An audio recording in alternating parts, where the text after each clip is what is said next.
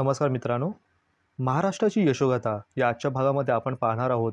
भारतीय थोर समाजसुधारक, समाज प्रबोधक, विचारवंत, समाजसेवक, लेखक, तत्त्वज्ञ, शिक्षक आणि क्रांतिकारी कार्यकर्ते म्हणजेच महात्मा ज्योतिराव फुले.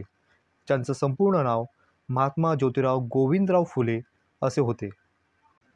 फ्रेंच राज्यक्रांतीच्या स्वातंत्र्य, समता आणि बंधुभाव या जीवनमूल्याचा प्रथम सामर्थ्यशाली आविष्कार महात्मा ज्योतिराव फुले यांनीच केला. फ्रेंच राज्यक्रांतीच्या मूल्याशी विरुद्ध असलेल्या भारतीय परंपरेला ज्योतिरावांनी गुलामगिरी ही संज्ञा दिली. भारतामध्ये प्राचीन समाजव्यवस्थेतील गुलामगिरी कधीच नांदली नव्हती. गुलामाच्या देहावर मालकाची वैयक्तिक सत्ता म्हणजे मालकांचे दास्य हे प्राचीन समाजव्यवस्थेचे लक्षण होय. असे लक्षण भारतीय समाजव्यवस्थेच्या इतिहासात कधीच आढळले नव्हते. परंतु दुसरे एक सामाजिक आणि प्रगती आणि विकासाला वाव न देणारे लक्षण म्हणजे जन्मसिद्ध उच्च नीच जाती व्यवस्था हीच होय. म्हणजे उच्चतम जात म्हणजे ब्राह्मण आणि नीचतम जात म्हणजेच अस्पृश्य. त्यामध्ये महार, मांग, चांभार, ढोर ही जाते येतात. ब्राह्मण हा पुरोहित वर्ग. प्राचीन भारत समाजात धार्मिक असल्याचे आणि त्यांची धार्मिक कर्तव्ये काय काय आहेत हे धर्मग्रंथाच्या आधारे ब्राह्मण सांगत असलेला तोच धर्मग्रंथांना श्रुती, स्मृती आणि पुराणे अशी त्यांनी संज्ञा दिली होती. भारतातील परंपरागत समाजव्यवस्थेविरुद्ध आणि समाजव्यवस्थेतील परंपरा विरुद्ध विद्रोह करून उठणारे पहिले व्यक्तिमत्व म्हणून महात्मा ज्योतिराव फुले यांचा आवर्जून उल्लेख केला जातो. उक्ती आणि कृती यामध्ये एकवाक्यता असलेल्या या समाजसुधारकावर थॉमस पेन या पाश्चात्य विचारवंतांचा जबरदस्त प्रभाव होऊन गेला. त्यांच्या राईट्स ऑफ मॅन या ग्रंथाचा त्यांनी खूपच खोलवर विचार केला होता. 19व्या शतकात महाराष्ट्रातील बहुजन समाज अज्ञानाच्या अंधारातच चाचपडत पडला होता. त्याची चारो बाजूनी कोंडी झाली होती. इंग्रजी सत्तेच्या स्थापनेनंतर या ठिकाणी परिवर्तनाला चालना मिळाली असली तरी त्याचा लाभ प्रामुख्याने समाजातील वरिष्ठ वर्गालाच, मोजक्याच वर्गाला झाला होता. येथील बहुजन समाजाची स्थिती पूर्वीप्रमाणेच दयनीय राहिली होती. अशा वेळी बहुजन समाजाला जागृत करून त्यास आपल्या न्याय हक्कासाठी संघर्ष करण्यासाठी शिकवण महात्मा ज्योतिराव फुलेस यांनी दिली.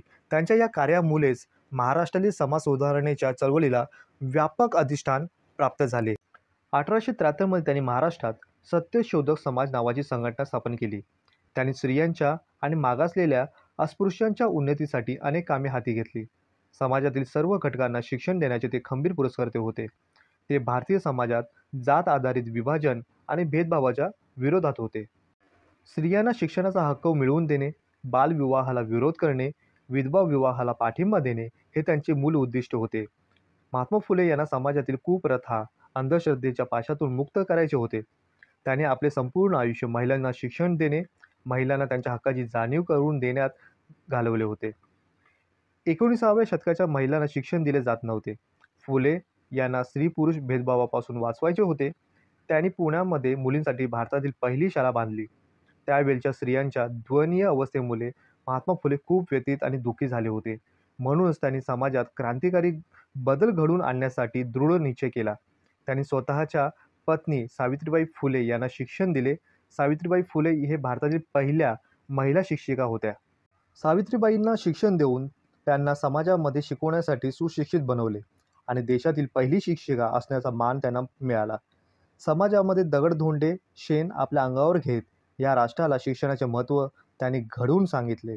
असे थोर समाजसुधारक महात्मा ज्योतिराव फुले आणि सावित्रीबाई फुले यांचे आपण आयुष्यभर ऋणी आहोत.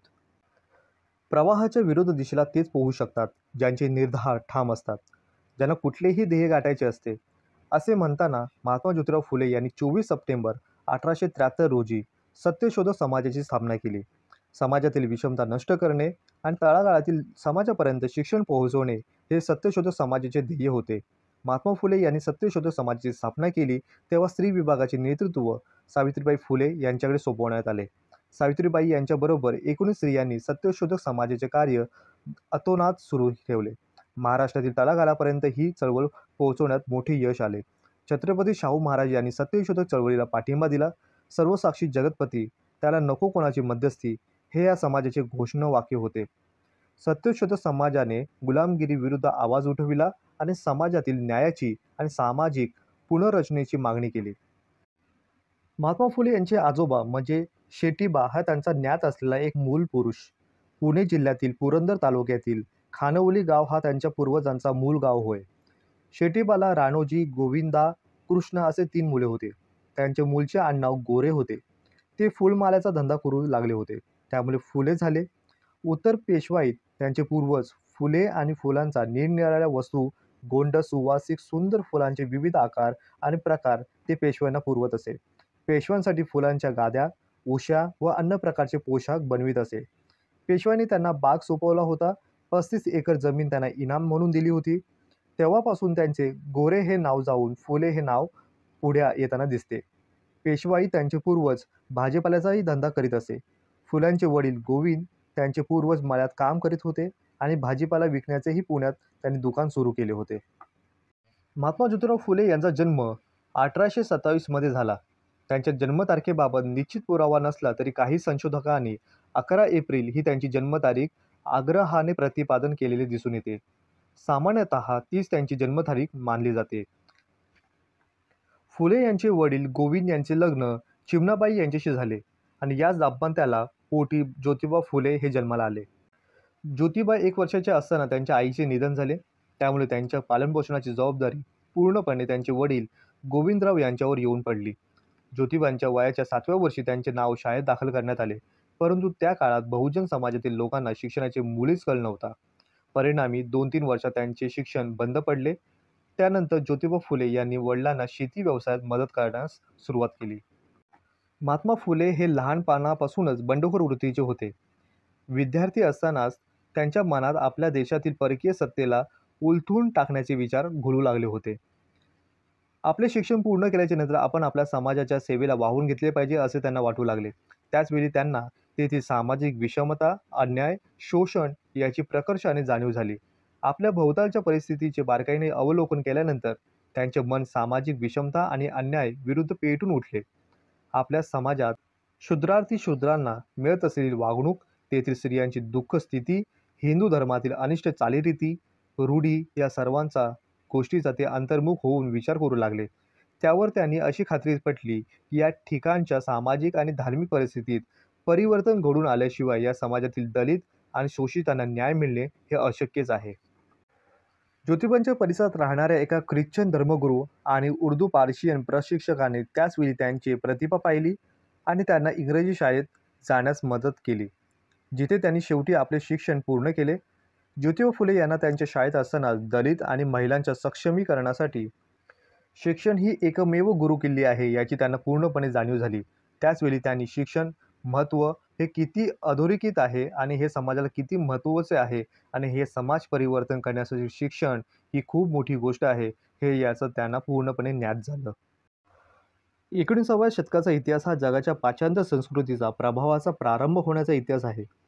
समाज सुधारणेची प्रेरणा या प्रभावाखाली निर्माण झाली. इंग्रजी भाषेचे ज्ञान देणाऱ्या शाळा सुरू झाल्या. त्याचा हेतू जनता शिक्षित करणे हा नव्हता, तर इंग्रजांचे राज्य चालवायला उपयुक्त कर्मचारी मिळावे हा होता. लोकांना शिक्षण देणे हा हेतू ख्रिस्ती धर्मगुरू यांच्या विचाराने 1824 साली पुण्यामध्ये मराठी शाळा काढण्यात आल्या. या संक्रमणाच्या काळात सर्व जनतेला जरी शिक्षणाचे दरवाजे खुले झाले तरी सर्वसामान्य जनतेला शिक्षणाचा महिमा अवगतच नव्हता. हे जरी असले तरी ज्योतिबा फुले यांचे वडील गोविंदराव यांनी आपल्या मुलाला वयाच्या 7व्या वर्षी प्राथमिक मराठी शाळेत घातले. त्या काळची परिस्थिती शिक्षणाची उपेक्षा करणारी जरी होती तरी काही थोट्या चाणाक्ष व्यक्तीच्या आधुनिक शिक्षणाचा महिमा पटला होता. गोविंदरावांनी ज्योतिबा फुले यांना शाळेत घातले. ही गोष्ट लक्षात घेतली तरी शिक्षणाकडे बघण्याचा दृष्टिकोन बदलत होता हे निश्चितच होते. बुद्धिमान, तरतरीत व उत्साही विद्यार्थी अभ्यासात प्रगती दाखवतील, परंतु ब्राह्मण वर्ग सामान्यपणे इतरांना शिक्षणाच्या भानगडीत पडू नये असाच मताचा विचार समाजापुढे ब्राह्मणाकडून ठेवण्यात आला होता. प्राथमिक शिक्षण पूर्ण केल्याच्या नंतर उत्तमरित्या ज्योतिरावांनी वाचण्याचा नाद त्यांना सुरू झाला होता. मलात विश्रांती घेताना व रात्री झोपण्यापूर्वी मिणमिणत्या समयीजवळ ते वाचत असे. गोविंदरावांनी 1841 मध्ये ज्योतिराव फुले यांना एका स्कॉटिश मिशनच्या शाळेत घातले. त्यावेळी त्यांचे वय 14 वर्ष होते. त्यावेळी त्यांना चांगल्या परीक्षेमध्ये उत्तम प्रथम श्रेणीचे गुण मिळत असे. स्कॉटिश मिशनच्या शाळेत गेल्यानंतर महात्मा फुले यांना मानवी हक्क आणि कर्तव्यासंबंधी विचार हे प्राप्त झाले. शिवाजी महाराज, वॉशिंग्टन यांची चरित्रे त्यांच्याकडून वाचण्यात आली होती. याचमुळे वीरवृत्ती आणि स्वदेश प्रेम हे नक्की काय असतं हे उलगण्यास त्यांना मदत झाली. ज्योतिरावांना 1847 साली इंग्रजी शाळेतील अभ्यास पूर्णपणे केला. अमेरिकन स्वातंत्र्याच्या चळवळीपासून ज्योतिराव फुले यांना स्फूर्ती मिळाली. त्यामुळे मानवी समता, मानवी स्वातंत्र्य ही आधुनिक मानवतावादांची मूल्ये ज्योतिराव फुले यांना अस्वस्थ करू लागली. ब्रिटिशांना हिंदुस्थानातून घालवून देण्याच्या कल्पनेने ज्योतिराव फुले अगदी अस्वस्थ झाले होते. ज्योतिराव फुले हे विद्यार्थी दशेत असताना महाराष्ट्रात व भारतात ब्रिटिश सत्तेविरुद्ध अनेक लहान मोठे त्यांनी बंडही केली. महात्मा फुले यांच्या आयुष्याला एक नवी विचाराची कलाटणी देणारा प्रसंग म्हणजेच एका ब्राह्मण स्नेहाच्या लग्नाचे आमंत्रण त्यांना मिळाले होते. ज्योतिराव फुले त्या लग्नास गेले होते. काही ब्राह्मणांच्या हे लक्षात आले की हे ब्राह्मणेतर व्यक्ती या मिरवणुकीमध्ये आलेला आहे. एका गर्विष्ठ ब्राह्मण ज्योतीवर खेचून म्हणाले, "अरे तू आमच्याबरोबर या मिरवणुकीत कसा सामील झालास? तू बाजूला हो." या इशाराने ज्योतिराव फुले भयंकर यांचा पाणउतारा त्यांना सहन करावा लागला. अपमानकारक शब्द जिव्हारी त्यांना लागले होते. त्या कालच्या सामाजिक जीवनाचा आणि हिंदू समाजरचनेचा अर्थ ज्योतिराव फुले यांना अंतःकरणाने प्रकट जाणवला.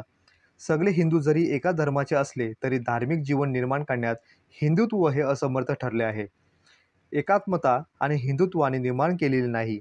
अशा तऱ्हेने सामाजिक विषमता आणि उच्चनीचता जोपासणारे हे हिंदुत्व. ब्राह्मणेतर वर्गाच्या लोकांना ज्ञानाचे दरवाजे खुले झाले, परंतु उत्कृष्ट संधीचा फायदा ब्राह्मणेतर समाजाला घेता येत नव्हता. परंतु त्याचबरोबर आधुनिक शिक्षणाच्या प्रभावाखाली समाज परिवर्तन होऊ शकते या ठाम विचाराने ज्योतिराव फुले यांनी आपले कार्य आतोनात सुरू ठेवले.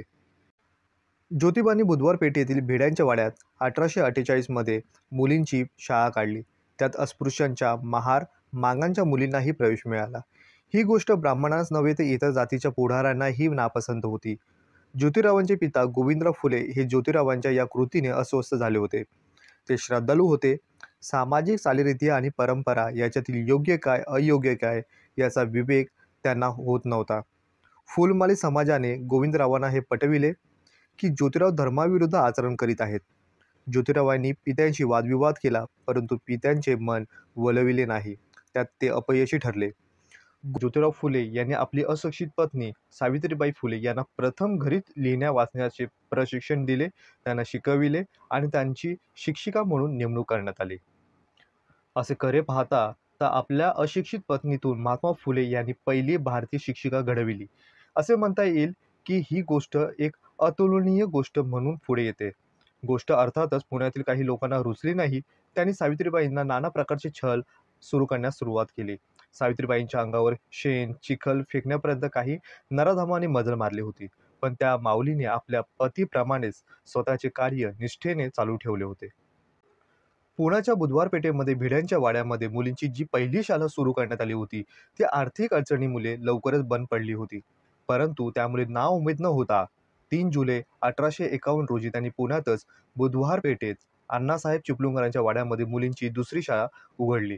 त्यानंतर 17 सप्टेंबर 1851 रोजी पुण्याच्या रास्तापेठेत तर 15 मार्च 1852 रोजी पुण्याच्या वेताळ पेठेत म्हणजे आताचे गुरुवार पेठ अशा आणखी 2 मुलींच्या शाळा त्यांनी सुरू केल्या. अशा प्रकारे अत्यंत प्रतिकूल परिस्थितीमध्ये महात्मा फुले यांनी स्त्री शिक्षणाचे जे कार्य हाती घेतले त्याला 16 नोव्हेंबर 1852 रोजी ब्रिटिश शासनाकडून म्हणजेच त्यांच्या शिक्षण खात्याकडून पुणे महाविद्यालयाचे तत्कालीन प्राचार्य थॉमस कॅन्डी यांच्या अध्यक्षतेखाली पुण्याच्या विश्राम बाग वाड्यात त्यांचा जाहीर सत्कार करण्यात आला होता. महात्मा फुले यांच्या आयुष्यामध्ये पाहाल तर थॉमस पेन या साहित्यिकाचा विचाराचा प्रभाव खूप मोठा दिसून येतो. ज्योतिराव फुले यांच्यावर त्यांनी लहानपणीच वाचलेले थॉमस पेन यांचे महान इंग्रजी साहित्यिकाचा justice and humanity, common sense, rights of man, age of reason या ग्रंथाचा प्रभाव मोठा झालेला दिसून येतो. थॉमस पेन यांच्या विचारांनी ज्योतिराव फुले हे प्रभावित झालेले होतेच. ज्योतिरावांनी पेन यांच्या राजकीय आणि सामाजिक विचारांचा अंतसूत्रांचाही शोध घेतला होता. मानवतेची प्रतिष्ठा, व्यक्ती स्वातंत्र्याचा आग्रह आणि गुलामगिरीचा निषेध हे थॉमस पेन यांच्या संग्रह विचारसरणीचे सूत्र होय. त्यामुळे मानवी अधिकार हा शब्दप्रयोग ज्योतिरावांच्या लिखाणात वारंवार येतो. आपल्या कार्याला संस्थात्मक स्वरूप देण्यासाठी 24 सप्टेंबर 1873 रोजी महात्मा फुले यांनी त्यांचे चाहते व अनुयायी यांची सभा घेऊन पुणे येथे सत्यशोधक समाजाची स्थापना केली. या सभेच्या माध्यमातून झालेल्या चळवळीचे परिणाम हे आधुनिक महाराष्ट्राच्या इतिहासावर अतिशय दूरगामी झाले. राजश्री शाहू महाराज, कर्मवीर भाऊराव पाटील, कृष्णराव भालेकर, नाम लोखंडे, केशवराव जेधे, प्रबोधनकार ठाकरे अशा शेकडो नेते कार्यकर्त्यांवर सत्यशोधक चळवळीचा प्रभाव होता. मराठी प्रदेशात ग्रामीण व अज्ञानी जनतेपर्यंत पोहोचलेली ही एकमेव व समाजाचे अधिवेशन भरविले जाणारी ही पहिलीच अशी चळवळ होती. फुले यांच्या मृत्यूनंतर म्हणजे 1911 मध्ये राजश्री शाहू महाराज यांनी पुणे येथे सत्यशोधक समाजाचे अधिवेशन भरविले होते. सत्यशोधक समाजाचे बहुजन समाजाशी निगडीत सामाजिक, आर्थिक, शैक्षणिक व सांस्कृतिक प्रश्नावर व्यापक कार्यक्रम हाती घेऊन जनजागृती झालेली दिसून येते. सत्य सर्वांचे आदी घर, सर्व धर्माचे माहेर असे धार्मिक विचार महात्मा फुले यांच्या आयुष्यात घडून आलेले आणि तेवढा त्याचा पाठपुरावा करताना दिसून येते. एक ईश्वर, एकच धर्म या तत्वाचा महात्मा फुले यांनी त्यांच्या सत्य धर्म संकल्पनेत पुरस्कार केला. मानवाचा धर्म एकच असावा, सत्याने वर्तावा या शब्दात ज्योतिराव फुले यांनी एक धर्म एक ईश्वर या तत्वाचा पुरस्कार केलेला दिसून येतो. महात्मा फुले हे कट्टर एकेश्वरवादी असल्यामुळे बहुदेवत्वाची संकल्पना त्यांना अमान्य होती. देवत्वाची संकल्पना ही अज्ञानमूलक व भ्रामक आहे अशी त्यांची भावना होती. प्राचीन काली सृष्टीतील निसर्गातील बदलाचा अर्थ लोकांना कळत नव्हता. नैसर्गिक बदलामागे कोणती तरी दैवी शक्ती असावी, या शक्तीचा रोष होऊ नये म्हणून पूजा प्रकार अस्तित्वात आलेले दिसून येते अशी त्यांची धारणा होती. पुरोहित, पुजारी या लोकांनीच त्यांच्या फायद्यासाठी या पूजा विधीचे अस्तित्व चालू ठेवले असे महात्मा फुले यांना वाटे. कल्पनेने देव कोरिले उदंड, रचिले पाखंड हितासाठी असे म्हणत ज्योतिरावांनी या पूजा प्रकाराचा निषेध केला होता. महाराष्ट्रातील भक्तिपंथांनी आपल्या उपासना पद्धतीत मूर्तीपूजेला स्थान दिलेले होते, परंतु दगडाच्या किंवा धातूच्या मूर्ती करून त्याची पूजा करणे हा ईश्वर उपासनेचा चुकीचा मार्ग आहे असे महात्मा फुले यांची धारणा होती. महात्मा फुले यांनी जेव्हा सार्वजनिक कार्यास प्रारंभ केला तेव्हा त्यांच्या समाजातील कनिष्ठ वर्गातील लोकांसाठी शिक्षण घेणे ही त्यांच्या आवाक्यातील गोष्ट नव्हती. त्यावेळी फक्त श्रीमंतांची मुले शिकत असत. कारकुनी करणे, कुलाचरण, सावकारीतील हिशोब ठेवणे एवढा त्यामागील हेतू असे. शूद्र आणि अतिशूद्र वर्गाला पिढ्यानपिढ्या चालत आलेल्या निसत्व प्रेरणाशून्य जीवनातील ठराविक साखळीतून बाहेर काढायचे असेल तर धार्मिक, सामाजिक, आर्थिक आणि गुलामगिरीतून त्यांची मुक्तता व्हायलाच हवी असेल. असे झालेच तर त्यांना त्यांच्या ह्या उद्धारासाठी शिक्षणाशिवाय त्यांना दुसरा मार्गच नाही असे महात्मा फुले यांनी राज्यकर्त्यांना व बहुजन समाजातील नवशिक्षिकांना पुन्हा पुन्हा सांगितले आले. हा सिद्धांत पुढे घेऊन जात डॉक्टर बाबासाहेब आंबेडकर यांनी शिका, संघटित व्हा आणि संघर्ष करा असा संदेश पुढे नेला. इंग्रज सरकारचे शिक्षणविषयक धोरण हे केवळ व्यवहारवादी, अन्यायकारक आणि दूरदर्शीपणाचे आहे अशी त्यांची खात्री झाल्यामुळे त्यांना ते पसंत नव्हते. सरकार उच्चवर्णीयांच्या शिक्षणावर खर्च करते, पण खेड्यातील कष्टकरी जनतेच्या शिक्षणाचा खर्च मात्र पुरेशा गांभीर्याने घेत नाही असा त्यांचा मुख्य आक्षेप होता. नोकरीच्या आशेने बरेचसे लोक मुलांना शिकवणार, पण त्या सर्वांना नोकरीच्या क्षेत्रात वाव मिळणार नाही. तेव्हा नोकरीच्या मागे न लागता स्वतंत्रपणे एखादा व्यवसाय करणे हेच उत्तम आणि ते चालवण्यासाठी हिंमत आणि पात्रता हे सुशिक्षितांच्या अंगी आले पाहिजे. म्हणजेच व्यवहारज्ञान आणि व्यावसायिक कौशल्य या आपल्या शिक्षणक्रमात अंतर्भाव झालाच पाहिजे असे महात्मा फुले यांचा आग्रह होता. शिक्षण हे वरच्या वर्गाच्या थरातून खालच्या वर्गात शिरपत जाते असा एक शिक्षणविषयक तत्वविचार त्याकाली प्रचलित होता. हा विचार त्यांना मुळीच मान्य नव्हता. सरकारने कनिष्ठ जातीतील लोकांच्या शिक्षणाची आभाळ केली असे त्यांनी सरकारला स्पष्ट सांगितले होते. यापुढे महार, मांग, चांभार या शूद्र जातीतील एकही शिकलेला कामगार आढळणार नाही असं त्यांनी सरकारच्या निदर्शनात आणून दिले. महात्मा फुले यांनी वास्तव मांडून शिक्षण वरिष्ठ वर्गीयांकडून कनिष्ठ वर्गीयांकडे झिरपणार नाही म्हणून सरकारने स्वतःच शूद्रातिशूद्रांना शिक्षणावर लक्ष केंद्रित करावे असे मत त्यांनी आग्रहाने मांडले. आधुनिक भारत देशाचे पहिले महात्मा म्हणजेच महात्मा ज्योतिराव फुले यांचा आपण उल्लेख करतो. हा अत्यंत प्रतिष्ठेचा बहुमान लोकांनी त्यांना बहाल केला होता, कारण तत्कालीन समाज जीवनामध्ये चुकीच्या गोष्टीविरुद्ध अत्यंत परखडपणे आणि कृतिशीलतेने महात्मा फुले यांनी त्या काळी जे कार्य केले त्या काळाच्या कसोटीवर आपले थोरपण त्या माध्यमातून त्यांनी सिद्ध केले होते. महात्मा फुले हे आधुनिक महाराष्ट्राच्या मूलगामी समाज परिवर्तनाच्या चळवळीचे आद्य प्रवर्तक मानले जातात. हिंदू समाजातील शूद्रातिशूद्रांच्या व्यथावर भाष्य करणारे ते पहिले भाष्यकार होते. स्त्री शिक्षण, बालविवाह, विधवा, पुनर्विवाह, बालवृद्ध विवाह, केशवपन इत्यादी स्त्रियांसंबंधित विषयावर त्यांनी कार्य करून समाजाचे लक्ष पूर्णपणे वेधलेले दिसून येते.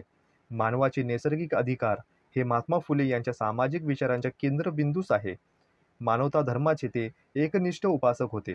त्यामुळेच त्यांनी स्वातंत्र्य, समता, बंधुत्व आणि तत्व ही जी दिली ती वारंवार पुढे जाताना दिसून येते. सर्व प्राणांत माणूस हा श्रेष्ठ व माणसात स्त्रीश्रेष्ठ अशी फुले यांची धारणा होती. स्त्रिया या अबला तर पुरुष मात्र लोभी, दगाबाज, पक्षपाती आहेत. पुरुषांनी स्त्रियांचे हक्क समजून त्यांना दिले पाहिजे. विद्या शिकवण्यापासून वंचित का करू असे त्यांनी विचारच केले नाही, असे फुले यांचा हा दावा होता. स्त्री घरात असल्याशिवाय घराला शोभा नाही. स्त्री ही पुरुषांप्रमाणे निसर्गदत्त मानवी हक्काचा उपभोग घेण्यास लायक असताना पुरुषप्रधान संस्कृतीतील निर्बंधामुळेच तिला मानवी हक्क उपभोगता येत नाही. हाच या प्रकाराचा सामाजिक अन्यायच आहे. हिंदू धर्मशास्त्र जे कर्ते आहेत त्यांनी पुरुषांना अनेक सवलती दिल्या, पण स्त्रियांना मात्र अनेक बंधने टाकली, असे फुले यांचं ठाम मत होतं आणि त्या विरोधात त्यांनी आपले आयुष्य घालवलेले दिसून येते. 50-60 वर्ष वयाच्या माणसाशी लावण्यवती व अज्ञान मुलींची लग्न महात्मा फुले यांच्या काळात होत होती. त्यावर फुले यांनी टीका केली. बालविवाहाचे शारीरिक आणि मानसिक असे तोटे काय असू शकतात आणि का प्रौढ विवाहाचा त्यांनी आग्रह धरला, हे त्यांनी जनजागृती करण्याचा प्रयत्न केला. विधवांच्या केशवपनावर आळा घालण्यासाठी त्यांनी विचारांच्या कृतीची जोड दिली. विधवांचे केशवपन करू नये असा प्रसार करून मुंबईत न्हाव्यांच्या परिषदेत केशवपन न करण्याचा ठराव त्यांनी पास करून घेतला होता. वाट चुकलेल्या स्त्रियांच्या समाजाच्या भीतीने नवजात अर्भकाची हत्या करत असे. ते होऊ नये म्हणून महात्मा फुले यांनी आपल्या घरातच 1863 साली बालहत्या प्रतिबंधक गृह सुरू केले होते. सती पद्धतीवर टीका करून पत्नीच्या मृत्यूनंतर पतीने का सती जाऊ नये असा प्रश्न त्या काळी त्यांनी उपस्थित केला होता. शेतकऱ्यांचा असूड या ग्रंथात महात्मा फुले यांनी शेतकऱ्यांचे ब्राह्मण नोकरशाही, सावकारशाही, भटभिक्षुक यांच्याकडून कसे शोषण होते याचे अत्यंत सूक्ष्म आणि वास्तववादी चित्रण या पुस्तकातून दिसून येते. शेती सुधारणेसंबंधी फुले यांनी केलेल्या मूलभूत सूचना आजही उपयुक्त आणि महत्त्वाच्या वाटतात. शेतकऱ्यांचे घर, घरातील वस्तू, दागिने, अन्न, लग्नातील पदार्थ, लग्नातील खर्च, शेतीच्या मालाच्या विक्री व्यवस्थेतील उणीवा इत्यादी गोष्टीचे अत्यंत सूक्ष्मपणे व वास्तववादी चित्रण महात्मा फुले यांनी शेतकऱ्यांचे असूड या ग्रंथात रेखाटलेले दिसून येते. तत्कालीन समाजव्यवस्थेतील शेतकऱ्यांचे शोषण करणारे 3 शत्रू फुले यांनी ओळखले होते, म्हणजेच भिक्षुकशाही, नोकरशाही, सावकारशाही या तिन्ही घटकावर ज्योतिरावांनी सडकून टीका केलेली दिसून येते. सत्यशोधक समाजाच्या माध्यमातून त्यांच्या शोषणातून शेतकऱ्यांची सुटणूक कशी करावी प्रत्यक्ष कृती कार्यक्रमही त्यांनी उपदेश करताना दिसून येते. शेतकऱ्यांचा असूड या पहिल्या प्रकरणामध्ये ब्राह्मणांचे कसब या ग्रंथात अज्ञानी आणि देवभोळ्या शेतकऱ्यांनी भटभिक्षुक कशी पिळवणूक करतात हे फुले यांनी मांडले, जे मुलातूनच वाचण्यासारखेच आहे. ब्राह्मणाचे कसब या ग्रंथात जोशी शूद्रांच्या घरी मूल जन्मल्यास कसा पैसा उपटतो, ब्राह्मण जोशी शूद्रांच्या लग्नात कसा लुबाडतो, घर भरणीच्या वेळी पोथी वाचण्याच्या निमित्ताने व मृत्यूनंतरच्या विधीची सक्ती करून कसा लुटतो याचे अत्यंत वास्तववादी चित्रण या पुस्तकातून दिसून येते. शेतकऱ्याचा असूड या ग्रंथात ही अज्ञानी आणि देवभोळ्या शेतकऱ्यांची धर्माच्या नावाखाली होणारी पिळवणूक विशद करण्यात आलेली आहे. सावकार मंडळी शेतकऱ्यांना जेव्हा कर्ज देते तेव्हा कर्ज रोखे लिहून घेत, स्टॅम्प व ते लिहिण्याच्या खर्चाची रक्कम अगोदरच कापून घेत व बाकी रक्कम शेतकऱ्यांच्या हवाली करत. व्याजाचे प्रचंड दर, हिशोबातील खोटेपणा यामुळे शेतकऱ्यांचे प्रचंड प्रमाणात शोषण होते, हे त्यांनी पूर्णपणे नमूद केलेले दिसून येते. सावकारांकडे गहाण टाकलेले शेत त्या शेतकऱ्यास क्वचितच परत मिळत असे. सावकारांना शेतकऱ्यांचा सुखदुःखाचे काहीच सोयीसुतक नसे. शेतकऱ्यांच्या शेतीत पीक तयार झाले की सावकार कर्ज वसूल येतात. त्या प्रसंगी शेतकरी, त्याची बायको व त्याची मुलं बाळं हे सर्व रडत असतात. अशा प्रसंगी शेतकरी व त्याची बायको याची काही एक सावकार एकूण काही घेतच नाही, असे फुले आपल्या या स्पष्ट शब्दात टीका करताना दिसून येते. सावकारांचा उल्लेख त्यांनी आपल्या पुस्तकामध्ये सर्वांचा प्राणहारक यमरूपी ब्रह्मराक्षस या शब्दात करताना दिसून येतात. ब्राह्मण नोकरशाही हे महात्मा फुले यांच्या खास टीकेचा विषय होता. 1833 मध्ये जेव्हा इंग्रजांच्या राजवटीत इंग्रजी शिक्षणाचा प्रारंभ झाला, तेव्हा इंग्रजी शिक्षण घेतलेल्या लोकांना ब्रिटिशांनी नोकऱ्यात अग्रक्रम दिला. विद्येची व शिक्षणाची आवड ब्राह्मण वर्गात असल्यामुळे शिक्षण घेऊन ब्राह्मण वर्ग शासन यंत्रणेत अधिकारपदाची पदे उपभोगू लागले. शासन यंत्रणेतील मोक्याच्या जागी युरोपियन लोकांच्या खालोखाल ब्राह्मणांनी हस्तगत केलेल्या सरकारी अंमलदार, वकील, न्यायाधीश, फौजदार, सावकार यांच्या नात्यागोत्याचे संबंध असत आणि त्याचा फायदा घेऊन ते सर्व शेतकऱ्यांची फसवणूक आणि पिळवणूक करत असे. दोन शेतकऱ्यांत जमिनीची बांध किंवा सामाजिक विहिरीबद्दल वाद उद्भवला तरी तलाठी दोघांकडून पैसा उकळून त्यांच्या चुकीच्या जबान्या साक्षी नोंदवून घेत असत. त्यांना न्याय मिळत नसे हे महात्मा फुले यांनी पूर्णपणे निरीक्षण केलेले दिसून येते. नोकरशाहीबद्दल त्यांना मनस्वी तिटकारा होता. नोकरशाही ही शेतकऱ्यांच्या श्रमावर पोसलेली असून ती शेतकऱ्यांची अडवणूक आणि पिळवणूक करते. नोकरशाही ही भ्रष्ट असून ती ऐशो आरामाचे जीवन जगते, हे नोकरशाहीवर त्याचे आक्षेप होते. शेतकरी आणि नोकरदार व राज्यकर्ते यांच्या जीवनमानातील प्रचंड तफावतीचे वर्णन महात्मा फुले यांनी आपल्या लिखाणात केलेले दिसून येते. कुलकर्ण्यांचा कमल कसाई या शब्दात उल्लेख करून त्यांनी कुलकर्णी हे अज्ञानी शूद्रांच्या वतीने त्यांच्या अज्ञानाचा फायदा घेऊन घशात टाकतात असे ते म्हणतात. कुलकर्ण्यांचा कळीचे नारद या शब्दात त्यांनी उल्लेख करतात. येथे हे लक्षात घेणे आवश्यक आहे की महात्मा फुले यांचा सरसकट ब्राह्मण समुदायाला विरोध नव्हता, तर तो ब्राह्मणशाहीला आणि पुरोहितवादीला त्यांचा ज्याच्याकडून शूद्राती शूद्रांना प्रत्यक्ष आणि अप्रत्यक्षपणे शोषण केले जात असे त्याला विरोध होता. फुले यांच्यासोबत काम करणारे अनेक सहकारी त्यांचे मित्र हे ब्राह्मणच होते.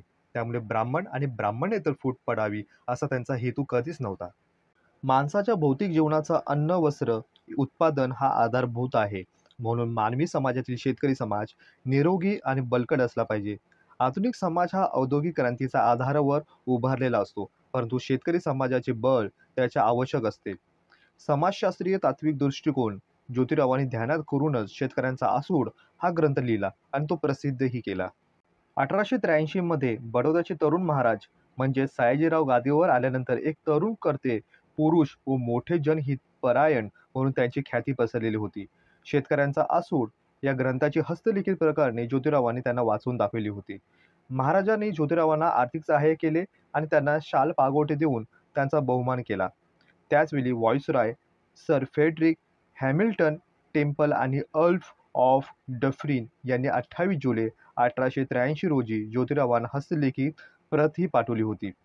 या ग्रंथाच्या या महत्त्वपूर्ण गोष्टीतून ज्योतिराव फुले यांनी हे नमूद केले की विद्येविना मती गेली, मतीविना नीती गेली, नीतीविना गती गेली, गतीविना वित्त गेले, वित्तविना शूद्र खचले, इतके अनर्थ एका अविद्येने केले. सांपत शेतकरी म्हटले म्हणजे त्यामध्ये 3 भेद आहेत: शूद्र शेतकरी अथवा कुणबी, दुसरं माळी, तिसरं धनगर. मूळचे जे लोक शुद्ध शेतीवर अवलंबून आहेत, ज्यांचा उदरनिर्वाह पूर्णपणे शेतीवर आहे, ते म्हणजे कुलवाडी किंवा कुणबी. जे लोक आपल्या शेतीचे काम करून बागायती करू लागले ते म्हणजे माळी. जे हे दोन्ही उद्योगधंदे करू लागले, ते मेंढरे आणि बकरी याचे कळप बाळगू लागले, ते धनगर.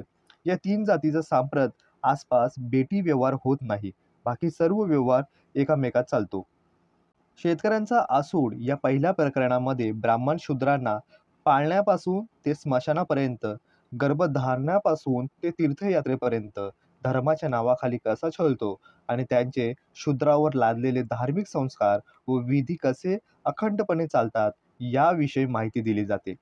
ज्या ब्राह्मणांना उच्च शिक्षण घेता येत नाही, ते संन्यासाचे सोंग घेऊन समाजातील अज्ञानी आणि अशिक्षित लोकांवर कसे वर्चस्व गाजवतात याची पिळवणूक कशी प्रकारे करतात आणि प्रखरपणे टीका करताना दिसून येतात.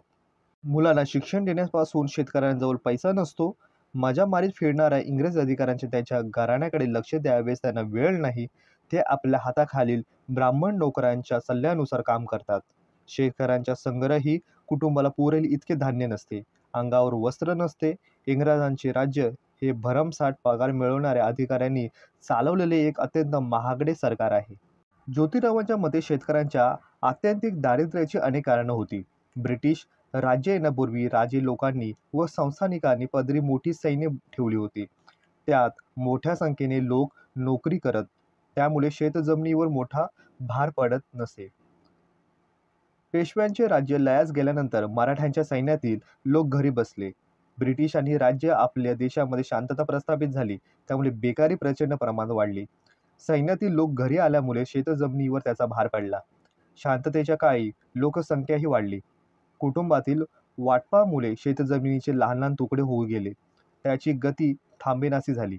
तुकडे झालेल्या शेतजमिनीच्या उत्पन्नावर आपल्या कुटुंबाची आणि गोराढोरांची गुजारण करताना शेतकऱ्यांना नाकी नऊ आले.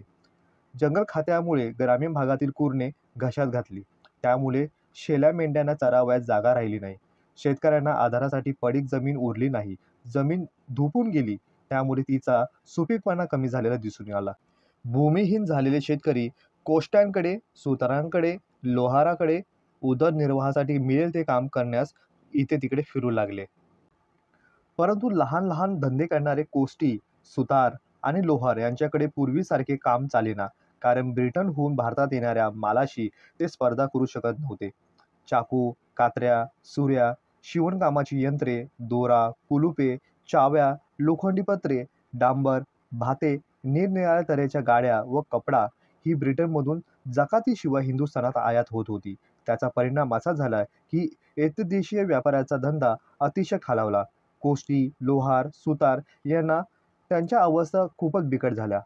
आपल्या जवळ कच्चा माल ते सावकारांना विकू लागले आणि वाटेल फुटेल तिथे ते जाऊ लागले. ते लपून छपून दिवस काढू लागले. गव्हाच्या आणि तांदळाच्या कोंड्यावर आणि आंब्याच्या कोयांवर कशीबशी प्राणधारणा करू लागले होते. रिकाम्या पोटात कावळे ओरडू लागले की ते ताडी आणि माडी पिऊन आपली भूक शमन करीत असे. त्यांचा आत्मा त्यांच्या स्वाधीन राहिला नाही. आणि इंग्रज नोकरदारी जीवन जर पाहिले तर ते निरनिराळ्या प्रकारची उत्कृष्ट दारू, पाव, बिस्किटे, गरम कपडे याचा उपभोग घेऊन मजेत राहत. हिंदी शेतकरी मात्र दारिद्र्यात पिचत विवळत पडलेला असे. शेतकऱ्यांचा आसूड या ग्रंथात त्यांनी केवळ शेतकऱ्यांच्या प्रश्नाची चर्चा केली नाही, त्यांच्या जीवनाच्या दुःखकारक परिस्थितीचाच केवळ आढावा घेतला नाही, तर अनेक भारतीय समूहाचे निर्बंध तपावले आणि विकासाला पायबंद घालणाऱ्या निर्बंधाची चर्चा केली. परदेशात जाऊ नये अशी जी बंधने आहेत त्याला जबाबदार ब्राह्मण आहेत असे या ग्रंथात विधान आहे. हिंदू संकुचित दृष्टीने झालेल्या यांच्या अनेक कारणांपैकी परदेश गमनाविरुद्ध हे एक धोरण होते. बाहेरच्या जगाला संबंध तुटला व स्वतःला ते उच्च प्रतीचे मानू लागले. यात ब्राह्मणांचा हेतू सफल झाला. त्यांना शूद्र सेवा करावयास, शेतीवर राबण्यास व कपडे विणण्यास गुलाम म्हणून लाभले. तथापि ज्योतिरावांच्या काळातील ब्राह्मणांना ही घोडचूक आहे हे कळले आणि आपल्या चुका शोधण्यासाठी सोंग करून घेऊन ते म्हणू लागले की आपल्या चालीरीतीतील रूढीचा सुधारणा करूया, आणि त्यावर ज्योतिराव म्हणाले, हे निव्वळ ढोंग होय. सत्यशोधक समाज स्थापन करून त्यांनी सामाजिक आंदोलनाचा एक मोठा प्रयत्न केलेला दिसून येतो. या आंदोलनाच्या मुलाची काही विधायक स्वरूपाची ध्येयाचा विचार केलेला दिसून येतो. हा विचार म्हणजे मूलभूत मानवी हक्काचा विचार. सामाजिक बहुसंख्य जनतेने सामाजिक शोषण बंद करून सर्व मानवांना मुक्त करणारा आणि विचार म्हणजेच मानवी हक्काचा विचार होय. गुलामगिरी आणि सार्वजनिक सत्यधर्म या दोन मूलभूत पुस्तके एकत्र वाचली म्हणजे त्याचा वैचारिक मूल्याची जाणीव होते. गुलामगिरीमधील विचार हे मुख्यतः विध्वंसक होते. त्या विध्वंसक विचारातून उत्पन्न झालेल्या प्रश्नाची उत्तरे त्यांच्या विधायक विचारात म्हणजेच सार्वजनिक सत्यधर्म या पुस्तकात मिळते. गुलामगिरी हे पुस्तक वाचले म्हणजे सत्याचा अर्धा भाग मिळतो. अर्धसत्य हे नेहमीच धोकादायक असते. गुलामगिरीतील संदेश आपणास भारतातील परंपरागत ब्राह्मणप्रधान धार्मिक आणि सामाजिक संस्कृतीच्या विरुद्ध उठाव करण्यास प्रेरित करतो. परंतु समोर असलेल्या परंपरागत समाजव्यवस्था नष्ट करून त्याची जागी स्थानपत्र करावयास सामाजिक संस्था ज्या ज्या तत्वावर आधारलेल्या असल्या पाहिजे ती तत्वे त्यांनी सार्वजनिक सत्यधर्म या पुस्तकात विशद करून सांगितलेली आहेत. ही तत्वे म्हणजे स्वातंत्र्य, समता आणि बंधुविश्व ही तत्वे होय. तत्वे गृहीत धरली म्हणजे ज्योतिबा फुले यांनी दिलेल्या सत्याचा पूर्ण स्वरूप दृष्टीस येताना दिसून येतो. सार्वजनिक सत्यधर्म या पुस्तकात योग्य व आवश्यक तितके मूल्यमापन केल्याशिवाय जीवनातले जे सत्य शोधण्यासाठी ज्योतिराव फुले यांनी जीवन संग्राम जे चालविले होते त्याचा खराखुरा अर्थ कळणे अशक्यच आहे. हे पुस्तक ज्योतिरावांनी अर्धांगाचा झटका आल्यानंतर उजवा हात लुला झाल्यानंतर शरीरातील व्यथा सहन करीत डाव्या हाताने लिहून हे पूर्ण केलेले आहे. गुलामगिरीमध्ये जे सत्य दाखविले आहे ते अर्धे सत्य आहे. त्याची दुसरी बाजू लक्षात घेतली नाही तर हे भयावह आणि भयानक ठरेल, अशी त्यांची भूमिका होती. म्हणून शारीरिक व्यथा सहन करून त्यांनी हे पुस्तक लिहून काढले. ज्योतिबांच्या विश्वकुटुंबात वादाचा सार्वजनिक सत्यधर्म हा जाहीरनामा आहे. भारतीय लोकशाही क्रांतीची मूलभूत तत्त्वे विशद करून सांगणारा तो जाहीरनामा मानला जातो.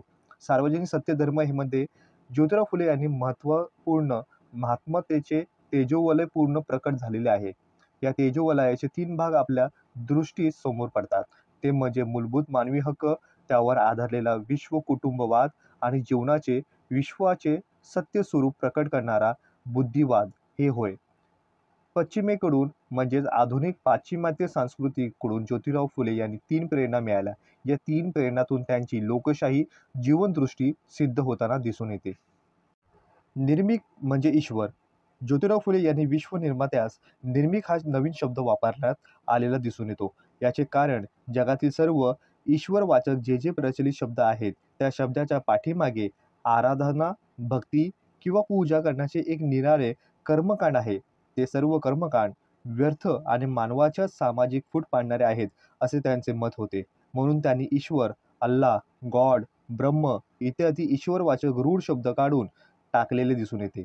मानवाची सेवा किंवा मानवी समतेचे व स्वातंत्र्याचे रक्षण ही खरी ईश्वराची पूजा आहे असे ते मानत. ज्योतिराव फुले यांनी निर्मिक एक मोठा विषय आहे. 10वे प्रकरण निर्मिक म्हणजे ईश्वर या ज्योतिरावांच्या संकल्पनेचा दिलेला आधार दिसून येतो. भारतीय समाजात त्या काळामध्ये बालविवाहाची प्रथा सर्रास रूढ होती. साहजिकच समाजात विधवांची संख्या मोठी होती. त्यांची स्थिती तर अतिशय बिकट होती. विधवा स्त्रियांना भोगावे लागणारे दुःख पाहून ज्योतिराव फुले यांनी विधवा पुनर्विवाहाचा चळवळीस सक्रिय पाठिंबा दिला. लेख लिहून, भाषणे करून त्यांनी विधवा पुनर्विवाहाचा धडाडीने पुरस्कार केला. तसेच स्वतः पुढाकार घेऊन त्यांनी पुण्याच्या गोखले बागेत 1864 मध्ये एक पुनर्विवाह देखील घडून आणलेला दिसून येतो. विधवा स्त्रियांचे केशवपन करण्याच्या दुष्ट प्रथेस त्यांनी कडाडून विरोध केलेला दिसून येतो. विधवा स्त्रीवर आणखी एक प्रकारचा आपत्तीचा तोंड देण्याचा प्रसंग त्यावेळी मोठा होता. तो विषय म्हणजे एखाद्या विधवा स्त्रीचे तरुणपणामध्ये एखाद्या भावनाच्या आहारी गेल्यानंतर चुकून वाकडे पाऊल पडले, त्यातून तिला दिवस गेले, अशी ती वेळ जर आली तर ती भ्रूणहत्या देखील असे पर्याय तिच्या समोर मोठे प्रश्न येत असे. अशा दुर्दैवी स्त्रियांवरील अनवस्था प्रकार हा घडू नये म्हणून 1863 मध्ये महात्मा फुले यांनी स्वतःच्याच घरी बालहत्या प्रतिबंधक गृह सुरू करून या ठिकाणी बालपणासाठी येणाऱ्या विधवा स्त्रियांच्या मुलांच्या पालनपोषणाची संपूर्ण जबाबदारी ही स्वीकारली होती. इतकंच नव्हे तर अशा एका काशीबाई नावाच्या ब्राह्मण विधवेच्या पोटी जन्मास आलेल्या एका मुलाला तो दत्तक घेऊन आणि पुढे त्याचं नाव यशवंत ठेवण्यात आले होते आणि हाच पुढे त्यांच्या वारसाचा खरा हक्कदार बनला. सावित्रीबाई फुले यांनी पेशवाईतील स्त्री जीवनाचा अभ्यास केला. स्त्रियांच्या होणाऱ्या पाशवी अत्याचारावर त्यांनी अंतर्मुख अभ्यास केला. यानं त्या कारणाने लहान वयातच अनेक लहान मुली काही कळण्यापूर्वीच विधवा होत असे. बालविधवांच्या पुरुषांकडून कामवासना तृप्त करण्यासाठी अनेक वेळा अत्याचार होत असे. त्यामुळे या बालविधवांना नको त्या प्रसंगांना सामोरे जावे लागत असे. या बालविधवा एकतर गर्भपात तरी करत असे, नाहीतर स्वतःचा जीव तरी देत असे. स्वतःचे जीवन संपविताना कधी कधी त्या अर्भकांनाही फेकून दिले जात असे. ज्योतिराव फुले आणि सावित्रीबाई फुले यांनी या प्रश्नाचा गंभीरपणे विचार केला आणि बालहत्या प्रतिबंध गृहाची 28 जानेवारी 1853 रोजी स्थापना केली. कोणा विधवेचे अज्ञानपणाने वाकडे पाऊल पडून ती जर गरोदर राहिली तर तिने त्या गृहात गुपचूपपणे जाऊन बालंत होऊन जावे, हे त्यांनी जाहीर केले. पुण्यात ही बातमी वाऱ्यासारखी पसरली. विशेष म्हणजे 2-3 वर्षातच 100हून अधिक विधवांचे त्या गृहात बालंतपण झाले. अशा प्रकारे बालजीवांची होत असलेली हत्या थांबवण्यात आली. महाराष्ट्रातील हे पहिले बालहत्या प्रतिबंध गृहच मानले जाते. स्त्रियांप्रमाणे समाजातील आणखी एक दुर्दैवी घटक म्हणजे अस्पृश्य मानल्या गेलेल्या जातीचे लोक होते. अस्पृश्यांना तर त्या काळामध्ये उच्चवर्णीयांचे साधे माणुसकीचे हक्कही नाकारलेले होते. उच्चवर्णीयांकडून त्यांना अत्यंत हीन वागणूक दिली जात होती. त्यांना शिक्षणाचा अधिकारच नव्हता. त्यापेक्षा ही लाजिरवाणी गोष्ट म्हणजे अस्पृश्य जातीच्या माणसांना स्पर्शानेही सवर्ण हिंदूंना विटाळ होत होता. समाजातील हीन घाणेरडी कामे अस्पृश्यांच्या वाट्याला आली होती. पराकोटीच्या दारिद्र्यात त्यांना आपले जीवन व्यतीत करावे लागत होते. थोडक्यात गुलामगिरीपेक्षाही त्यांचे जीवन हे हीन बनले होते. अस्पृश्यांच्या समाजातील ही स्थिती पाहून महात्मा फुले यांचे अंतःकरण एकदम ढवळून निघाले होते. अस्पृश्यांच्या त्यांना त्यांचे न्याय हक्क मिळवून देण्यासाठी त्यांचे कार्य करण्याचा अत्यंत दृढ निश्चय त्यांनी केला. त्याकरता अस्पृश्यांना प्रथम शिक्षण देऊन त्यांच्या मागील अज्ञान दूर केले पाहिजे, याची जाणीव ज्योतिराव फुले यांना झाली. म्हणून त्यांनी अस्पृश्यांच्या शिक्षण देण्याचे कार्य हाती घेतले. 3 जुलै 1852 रोजी पुण्याच्या वेताळ पेठेत महात्मा फुले यांनी त्यांना शूद्रातिशूद्रांना त्यांच्या मुलांसाठी शाळा सुरू केली. पुढे 1852 मध्ये त्यांनी शूद्रातिशूद्रांच्या मुलांकरता दुसरी शाळा ही वेताळ पेठेत सुरू केलेली दिसून येते. 1853 मध्ये आपल्या काही मित्रांच्या सहकार्याने त्यांनी महार, मांग इत्यादी लोकांस विद्या शिकवण्याकरिता मंडली नावाची एक संस्थाही स्थापन केली. या संस्थेच्या वतीने अस्पृश्यांसाठी काही शाळाही चालवण्यात आल्या होत्या. अस्पृश्यांची सामाजिक स्थिती सुधारण्यासाठी त्यांच्यातील जागृती घडवून आणण्यासाठी आवश्यक गोष्ट आहे ही महात्मा फुले यांनी ओळखली होती. त्यामुळे त्यांनी अस्पृश्यांमधील काही मंडळींना हाताशी धरून या दृष्टीने प्रयत्न चालवले. त्यांनी अस्पृश्यांची शिक्षणाची गोडी उत्पन्न करण्यासाठी महत्त्वाचे पाऊल पुढे टाकले. उन्हाळ्यात अस्पृश्यांना पाण्याविना अतिशय हाल होत असे. ते पाहून फुले यांनी 1868 मध्ये आपल्या घरातील पाण्याचा हौद अस्पृश्यांसाठी खुला केलेला दिसून येतो. महात्मा ज्योतिराव फुले हे समाजसुधारक म्हणून ओळखले जात असले तरी वरवरच्या सुधारणांवर त्यांचा विश्वासच नव्हता. सामाजिक विषमता, अन्याय, शोषणावर आधारलेल्या प्रचलित समाजव्यवस्था याचा त्यांचा पूर्णपणे विरोध होता. शूद्रातिशूद्र कनिष्ठ वर्गाचे उच्चवर्णीयांकडून वर्षानुवर्षे हे अमानुष शोषण चालवले जात ते थांबवल्याशिवाय या ठिकाणी न्यायाधिष्ठित समाजव्यवस्था प्रस्थापित होणे अशक्यच आहे, असे त्यांचं ठाम मत होतं. आपल्या ब्राह्मणाचे कसब, गुलामगिरी इत्यादी ग्रंथाद्वारे त्यांनी आपले स्पष्ट मत व्यक्त केले आणि त्याचा प्रसारही करण्यास सुरुवात केली. तत्कालीन ब्राह्मणांचे खोटे धर्मग्रंथ निर्माण करून समाजव्यवस्थेमध्ये सर्वत्र आपले वर्चस्व प्रस्थापित केले. त्यांनी सर्व सोगीस आपल्याकडे घेतलेल्या आणि शूद्रातिशूद्र तत्कालीन ब्राह्मणाचे खोटे धर्मग्रंथ निर्माण करून समाजव्यवस्थेच्या सर्व क्षेत्रात आपले वर्चस्व निर्माण करणे आणि सर्व सवलती आपल्याकडे घेतली पाहिजे, आपल्याकडे असून त्यानुसार शूद्रातिशूद्रांना कायमस्वरूपी गुलामगिरीच्या खाई लोटले गेले पाहिजे.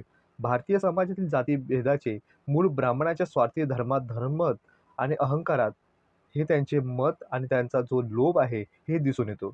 ब्राह्मणी वर्चस्वातून येथील समाजात पराकोटीची विषमता निर्माण झालेली होती. अशा शब्दात महात्मा फुले यांनी भारतीय समाज व्यवस्थेचे विश्लेषण पूर्णपणे आपल्या पुस्तकात करून ठेवलेले आहे. सामाजिक विषमता, अन्याय, शोषण यावर आधारलेल्या प्रचलित समाज व्यवस्थेचे बदल घडवणे आवश्यक असेल तर ठिकठिकाणी शूद्रातिशूद्रांना कनिष्ठ वर्गाकडून संघटित केले पाहिजे. ब्राह्मणी वर्चस्वाविरुद्ध संघर्ष केला पाहिजे, असे महात्मा फुले यांनी प्रतिपादन केले. संघर्षाशिवाय कनिष्ठ जातींना त्यांचे न्याय हक्क मिळणारच नाही, असं त्यांचं मत होतं. अर्थातच या प्रकारचा संघर्ष करावयास तर बहुजन समाजाची स्वतःची संघटना हवी होती. ही गरज ओळखून 24 सप्टेंबर 1873 रोजी पुण्यात सत्यशोधक समाजाची स्थापना करण्यात आली. ज्योतिराव फुले या संघटनेचे पहिले अध्यक्ष आणि कोषाध्यक्षही बनले. सत्यशोधक समाजाची प्रमुख तत्त्वे ही अशी होती की ईश्वर एक असून तो निर्गुण निराकार आहे. सर्व मानव एकाच परमेश्वराची लेकरे आहेत. परमेश्वराची भक्ती करण्याचा प्रत्येकाला मानवाला अधिकार आहे. परमेश्वराच्या भक्तीसाठी कोणत्याही मध्यस्थाची गरज नाही. तेव्हा पुरोहित वर्गाच्या मध्यस्थीशिवाय कोणत्याही मनुष्याला परमेश्वराची उपासना व भक्ती करता येईल. माणसाला जातीने नव्हे तर गुणांनी श्रेष्ठत्व प्राप्त झाले पाहिजे. पुनर्जन्म, कर्मकांड, जपजाप्य इत्यादी कोणतीही अज्ञानमूलक आहेत आणि त्या कनिष्ठ जातीच्या पिळवणुकीचे कारण तेच आहे. कोणताही धर्मग्रंथ ईश्वर प्रणीत नाही. सर्व धर्मग्रंथाची निर्मिती ही मानवानेच केलेली आहे. सत्यशोधक समाजाच्या माध्यमातून महात्मा फुल्यांनी सामाजिक जो अन्याय आहे, धर्माच्या नावावर चाललेलं जो शोषण आहे, या विरुद्ध आवाज उठविला. तसेच वर्षानुवर्षे निद्रित स्थितीमध्ये असलेल्या महाराष्ट्रातील बहुजन समाजाला त्यांनी जागे केले पाहिजे, त्यास आपल्या न्याय हक्कासाठी संघर्ष केले पाहिजे याची प्रेरणा ते सतत देत राहिले. सत्यशोधक समाजाच्या वतीने पौरोहित्य नाकारून सत्यशोधक पद्धतीने 25 डिसेंबर 1873 रोजी पहिला विवाह लावण्यात आला. पुढे 4 फेब्रुवारी 1885 रोजी फुलेंनी आपला दत्तक पुत्र यशवंत याचा सुद्धा विवाह याच पद्धतीने पूर्ण केला. महात्मा ज्योतिराव फुले यांचे धर्मविषयक विचार अतिशय उदात्त होते. सर्व मानव एकाच परमेश्वराची लेकरे आहेत, म्हणून मानवाने परमेश्वराशी बंधुभावाच्या नात्याने व्यवहार करावा, असे त्यांनी सांगितले. मानव धर्माचा पुरस्कार करताना आपल्या सार्वजनिक सत्यधर्म या ग्रंथात ज्योतिराव फुले यांनी हे पूर्ण स्पष्ट केलेले आहे. महात्मा फुले यांनी बहुजन समाजातील शिक्षणाचा प्रसार होण्याबाबत विशेष आग्रह धरला होता. बहुजन समाजाला शिक्षण मिळण्याखेरीज त्यांची प्रगती होणारच नाही, असं त्यांचे मत होते. म्हणून शिक्षणाच्या सार्वत्रिक प्रसाराकडे सरकारकडे लक्ष पुरविले पाहिजे, अशी त्यांनी मागणी केली. प्राथमिक शिक्षण सक्तीचे केले जावे, ही मागणी करणारे ज्योतिराव फुले हे पहिले भारतीय होते. 1855 मध्ये त्यांनी लिहिलेला तृतीय रत्न या नाटकातून त्यांनी शिक्षणाचे महत्त्व प्रतिपादन केले. तसेच ज्ञानचक्षू या माणसाचा तिसरा डोळा असलेला संदेश त्यांनी दिला. ज्योतिरावांनी आयुष्यभर धर्मग्रंथाची कठोर चिकित्सा करून समतेच्या तत्वाचा पुरस्कार केला. रूढी परंपरा याबाबत दोष उघड करून समाजातील उच्चवर्णीयांकडून इतरांकडून होत असलेली पिळवणूक आणि पौरोहित्य करणाऱ्या वर्गाच्या मक्तेदारीवर आघात केला. असे असताना स्त्री पुरुष समतेची नवी दृष्टी समाजाला देण्याचा त्यांनी प्रयत्न केलेला दिसून येते. हिंदुस्थानातील शिक्षणाच्या प्रसाराला विचार आणि परामर्श या करण्यासाठी ब्रिटिश सरकारने 19 ऑक्टोबर 1882 रोजी नेमलेल्या हंटर आयोगापुढे साक्ष देताना फुलेंनी सांगितले की सरकार गरीब शेतकऱ्याकडून जो सारा वसूल करते त्या वसुलीचे उत्पन्न वरिष्ठ वर्गाच्या शिक्षणावरच खर्च करते.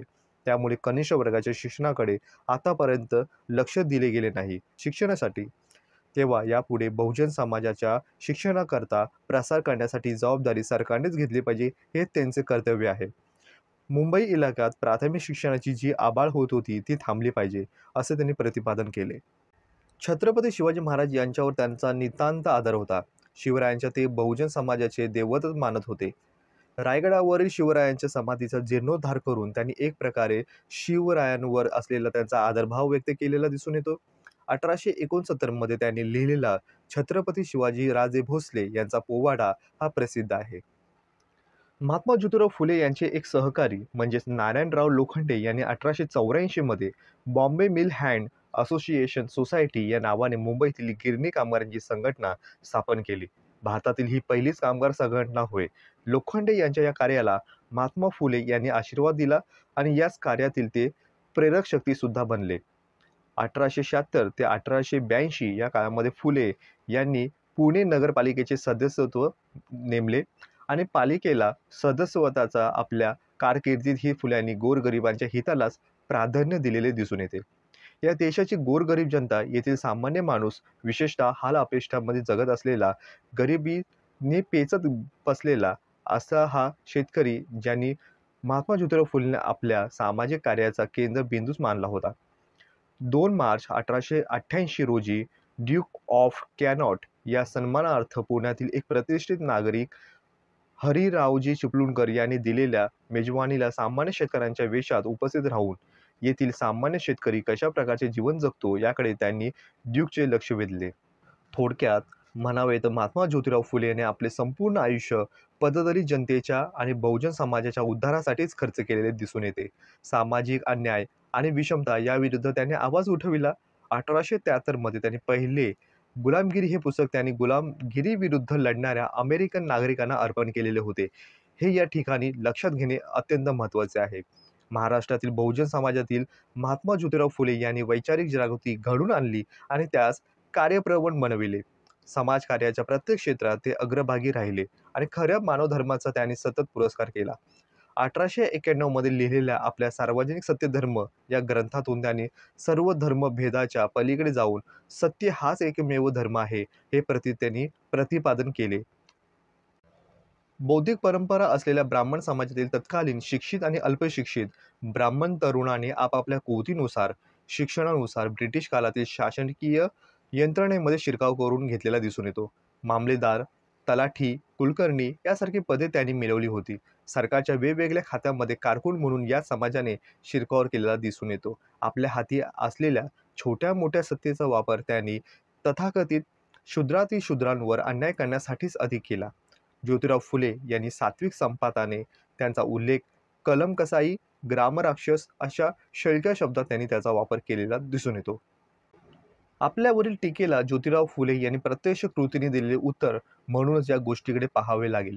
महाराष्ट्रात स्त्री शिक्षणाची मुहूर्तमेढ रोवणारा समाजसुधारक, अस्पृश्यांच्या मुलांसाठी शाळा उघडून त्यांना शिक्षणाचे दरवाजे खुले करणारा, पहिला दलित उद्धार करणारे, हिंदी शेतकऱ्यांचे दुखे वेशीवर टांगणारा पहिला शेतकरी, कैवारी, शुद्धातिशूद्र, बहुजन समाजाच्या वेदनाचा वाचा फोडणारा बहुजन समाजातील पहिला नेता, अशा अनेक विशेषण देऊन त्यांना ज्योतिराव फुले यांना रास्त गौरव आपण करू शकतो. ते केवळ समाजसुधारक नव्हते, तर मूलग्राही समाज क्रांतिकारक होते. आधुनिक महाराष्ट्राच्या इतिहासात त्यांना अनन्यसाधारण महत्त्व प्राप्त झालेले आहे.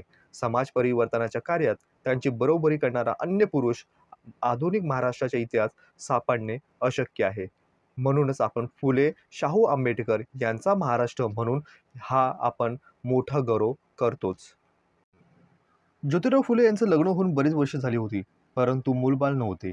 त्यासाठी दुसरे लग्न करावे असा त्यांच्या सासऱ्यांनीच उपदेश केला होता. ज्योतिरावाने त्यांचे ऐकले नाही. उलट त्यांना म्हटले की एखाद्या स्त्रीला पहिल्या नवऱ्यापासून मूल झाले नाही तर तिने दुसरा नवरा करावा काय? पुरुषाने पहिल्या पत्नीपासून मूल नाही म्हणून दुसरा विवाह करावा, ही अत्यंत निष्ठुर अशी चाल आहे. त्याचबरोबर ज्योतिराव फुले यांनी आपल्या वडिलांचे अंत्यसंस्कार केले, पण ते परंपरागत पद्धतीने केले नाहीत. त्यांनी अनाथ अपंग मुलांना भोजन दिले. वर्षश्राद्धाच्या दिवशी गरिबांना भोजन व विद्यार्थ्यांना पुस्तके वाटली. त्यांच्या पत्नी बालहत्या प्रतिबंधक गृहातील मुलांची वात्सल्याने सेवा करीत होत्या. त्यांना स्वतःला अपत्य नव्हते, पण विधवांनी टाकलेल्या बालकाचे व वात्सल्याचे संगोपन ते खूपच संगोपन त्यांचे आवडीने करत असे आणि मनापासून करे. वडिलांच्या मृत्यूनंतर निर्वाहासाठी वस्तुतः त्यांनी सरकारी नोकरी केली असती तर त्यात बढती मिळाली असती, पण लोकसेवा आणि लोकजागृती हेच कार्य त्यांनी नैतिक जबाबदारी म्हणून पत्करले होते. काही खाजगी उद्योग करून कुटुंबाकरता ते काही मिळकत कमवित असे. खडकवासल्याची बांधकाम योजना सरकारने तयार केली. ज्योतिरावांनी त्यासाठी दगड पुरवण्याचा ठेका मिळवला होता. त्याचे मित्र सखाराम परांजपे हे त्यात भागीदार झाले होते. निर्वाहासाठी प्रामाणिकपणे उद्योगधंदा करणे हे भाग पडले होते. दगड पुरवण्याचा सरकारशी करार केलेल्या ज्योतिरावांचा संबंध कामगार, सरकारी अधिकारी आणि विशेषतः अभियंते यांच्याशी आला होता. कामगारांच्या हिताविषयी कळकळ बाळगणारे ज्योतिराव फुले हे कामगारांच्या हितार्थ झगडू लागले होते. कामगारांच्या मनावर कसे बिंबवण्याचा प्रयत्न केला जातो की त्यांनी मुलांना शिक्षण द्यावे, कामगारांपुढे व्याख्याने देत असे. ज्योतिरावांना सरकारी नोकरीतील लबाडीचे व्यवहार दिसत असत. कामगारांना, अधिकाऱ्यांना लुबाडताना व सरकारला फसवताना अशा सर्व गोष्टी ते पाहत होते. अशा अधिकाऱ्यांचे ज्योतिराव मोठे टीकाकार सुद्धा होते. बालहत्या प्रतिबंधक गृहातील 1873 साली काशीबाई नावाच्या ब्राह्मण विधवेस मुलगा झाला. सावित्रीबाईंनी त्या मुलाची नाल कापली. मुलाचे नाव यशवंत ठेवले. त्याचे संगोपन सावित्रीबाई फुले यांनी केले. त्याला त्यांनी आपला मुलगाच मानला होता. सामाजिक सुधारणेच्या चळवळीतील उत्साहाने भाग घेणारे सुधारक, लोकहितवादी भांडारकर, मदन श्रीकृष्ण, मामा परमानंद, तुकाराम पडवळ इत्यादी ज्योतिराव फुले यांना त्यांच्या कृतीतून विशेषतः धन्यवाद देऊन आदर व्यक्त केला होता. महात्मा ज्योतिराव फुले यांनी 1885 रोजी इशारा नावाची पुस्तिका लिहिली. त्यात न्यायमूर्ती रानडे यांचे विचारांचे खंडन केलेले दिसून येते. त्यातील अनेक मुद्दे हे सद्यस्थितीमध्ये लागू नसले तरी तत्कालीन परिस्थितीचा अर्थ समजण्यास उपयुक्त हे पुस्तक ठरते. त्यात इंग्रज सरकारच्या अंमलाचे स्वागत केलेले दिसून येते. इशारा या पुस्तिकेमध्ये दुसऱ्या बाजीरावाच्या राज्यामध्ये शेतकऱ्यांचे जे हाल झाले त्याचे क्लेशदायक वर्णन सुद्धा करण्यात आले आहे. तसेच या पुस्तकामध्ये ज्योतिरावांनी एका ब्राह्मण सावकाराची गोष्ट दिली आहे. ती वाचून अंगावर शहारे येतात. ब्राह्मण सावकार, मारवाडी आणि दुसरे सावकार शेतकऱ्यांची जमीन कशी लुबाडतात, गोड बोलून कसे खोटे दस्तावेज बनवतात आणि कसे एखाद्या गरीब शेतकऱ्याला कसं भिकेस लावतात, याचे वर्णन ही सुद्धा केलेले दिसून येते. महात्मा फुले यांनी सत्सार नावाची एक पुस्तिका जून 1885 रोजी प्रसिद्ध केली. या पुस्तिकेमध्ये संवाद आहेत. पहिल्या प्रकरणामध्ये पंडिता रमाबाईंच्या धर्मांतराविषयी उल्लेख करण्यात आला आहे आणि रमाबाईविषयी आदरपूर्वक चर्चा या पुस्तिकेमध्ये दिसून येते. तसेच महात्मा फुले यांनी सत्सारचा दुसरा अंक ऑक्टोबर 1885 मध्ये प्रसिद्ध केला. इंग्रजी राज्यामध्ये स्त्रियांचा सर्वतोपरी छळ झाला व होत आहे, हे सर्व पुरुषांची ठगबाजी स्त्रियांच्या डोळ्यापुढे मांडावी म्हणून या अंकामध्ये थोडासा प्रयत्न करण्यात आला. महात्मा फुले यांनी अस्पृश्यांची कैफियत नावाची एक पुस्तिका लिहिली आणि त्यात कल्पना करण्यात आली की एक महार आणि एक मांग जातीची व्यक्तीने भारताच्या दौऱ्यावर निघालेल्या महाराणी व्हिक्टोरियाला आपल्या वस्तीत येण्याचा आग्रह करीत आहेत. ते म्हणतात की तुमच्या राज्यात आमची काही सुधारणा झाली आहे का ते पहा. महाराणी त्यांच्या वस्तीला भेट देते. तिला ते म्हणतात की पेशव्यांच्या राज्यात अस्पृश्यांना फार निर्दयीपणे वागणूक मिळते. त्यांना कुत्र्या मांजरासारखे जीवन जगावे लागे. त्या काली त्यांना इमारतीच्या पायाखाली सुद्धा जिवंत गाडीत असत. जबरदस्तीने वेठीस धरले जाते. ब्रिटिश राजवटीत त्यांचे जीवन सुरक्षित झाले असले, परंतु रस्त्यातून त्यांना अजून मोकळेपणाने चालता येत नाही. बाजारात ते मोकळेपणाने फिरू शकत नाही. दारिद्र्यामुळे ते आपले मुले शाळेत पाठवू शकत नाही. महाराणीने असे आश्वासन दिले की तुमच्या घराण्याची चौकशी माझे सरकार नक्कीच करेल. अस्पृश्यांचे प्रश्न सोडवण्याच्या दृष्टीने ज्योतिरावांनी एक महत्त्वपूर्ण कामगिरी केली. त्यांनी प्रत्यक्ष अस्पृश्य समाजातील कार्यकर्ते निर्माण केले. अस्पृश्य वस्त्यात नेहमी ते जात आणि भेट देत असे. आणि अशा उत्साही आणि बुद्धिमान तरुणांना अस्पृश्यांच्या कल्याणासाठी झटावे म्हणून ते नेहमीच उत्तेजन करत असत. त्यांना लिहायला, भाषणे करायला हे शिकवत असत. समाजकार्य कसे करावे याचे सुद्धा मार्गदर्शन महात्मा फुले यांच्याकडून केले जात असे. ज्योतिरावांनी अनेक गद्य ग्रंथ लिहिले. त्याचबरोबर ठसकेदार, खडबडून जागे करणाऱ्या मराठी शैलीत अभंग लिहिले. स्वतःच्या अभंगाला त्यांनी अखंड अशी नावं दिली. ज्योतिरावांनी सत्यशोधक समाजाच्या सभासदांकडे होणाऱ्या विवाहाच्या वेळी सुरेल आवाजात म्हणता येईल अशी मंगलाष्टके रचली. ती सार्वजनिक सत्यधर्म पुस्तकात दिलेली आहे. या मंगलाष्टकाचे वैशिष्ट्य असे की वधू आणि वर यांनी आळीपाळीने स्वतः मंगलाष्टके म्हणायची आणि उपस्थित पाहुणे मंडळींना त्या नूतन वधूवरास एका पद्यात आशीर्वाद द्यायचा. कनिष्ठ वर्गाच्या उद्धाराचे कार्य हा सत्यशोधक समाजाच्या विचारविषयक होय. प्रार्थना समाजाच्या मंडळींनी धर्मसुधारणेचे व समाज सुधारणेचे विचार एक महत्त्वपूर्ण चळवळ निर्माण करू शकतील अशा रीतीने मांडले जात नव्हते. सत्यशोधक समाज ब्राह्मणाविरुद्ध प्रखर लेखन आपल्या दीनबंधू यासारख्या नियतकालिकात चालवत असे. ज्योतिरावांनी अनेक भागीदार होते. ते हळूहळू यांना त्या कारणास्तव त्यांच्यापासून दूर गेले होते. तसेच Poona commercial and contracting company Jyotirao Phule यांनी सुरू केली. मुंबईच्या बाजारात पुण्याहून भाजी पाठवण्याचे काम ही कंपनी करीत असे. ज्योतिरावांना हा धंदा फायदेशीर ठरला नाही. 19व्या शतकामध्ये स्त्री सुद्धा एक माणूस आहे. तिला सुद्धा पुरुषांप्रमाणे बुद्धी आणि भावना आहे हे कधीच मान्य केले गेले नव्हते. स्त्रीला आणि समाजातील शूद्रांना आणि अतिशूद्रांना कोणतेही अधिकार नव्हते. त्यांना गुलामाप्रमाणे वागणूक दिली जात असे. देशात आणि समाजामध्ये कोणत्याच प्रकारचे चैतन्यच नव्हते.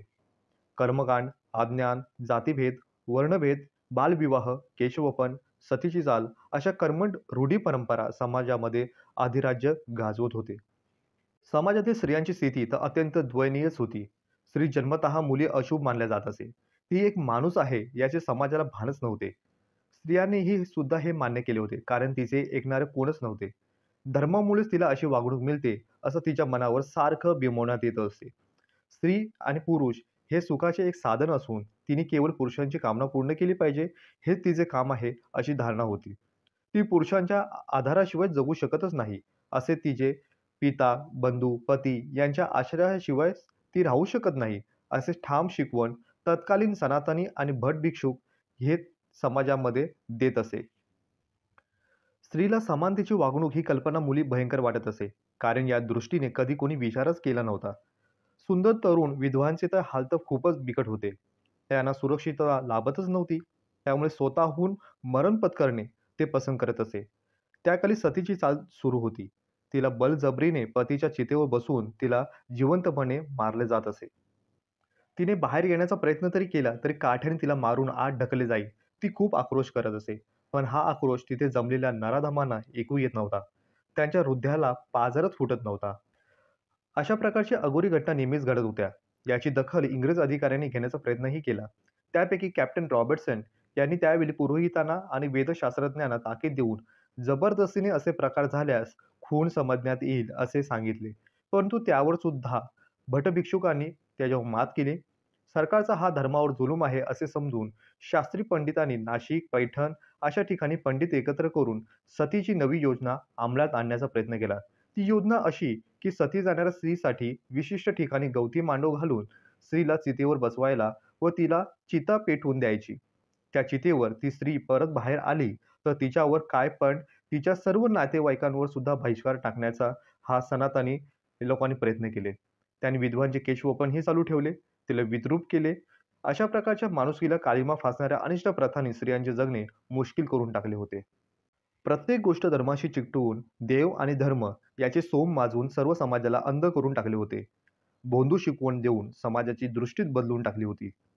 स्त्रियांचे जीवन तर नरकातील यातनाच होत्या. धर्माच्या नावाखाली तिला बंदिस्त करून टाकले होते. शूद्र आणि स्त्रियांना कोणतेच अधिकार नव्हते. स्त्री ही चंचल आणि अविचारी अशीच आहे, अशी समजूतच केली होती. स्त्रीने शिक्षण घेणे म्हणजे पापच आहे, असेच मानले जात असे. तिने जर शिक्षण घेतले तर अनर्थ होईल.